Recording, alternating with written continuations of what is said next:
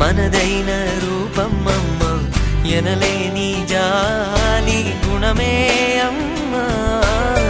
నడిపించే దీపమ్మమ్మ, కరుణించే కోపమ్మమ్మ, వరమిచ్చే తీపి శాపమ్మమ్మ. నాయాలి అమ్మగా తుండగా జోలాలి పాడన కమ్మగా కమ్మగా. పెదవే పలికిన మాటల్లోనే తీయని మాటే అమ్మా, కదిలే దేవత అమ్మా, కంటికి గలుగమ్మా. తనలో మమతే కలిపి పెడుతుంది ముద్దగా, తన లాలి పాటలోని సరిగమ పంచుతుంది ప్రేమ మధురిమ.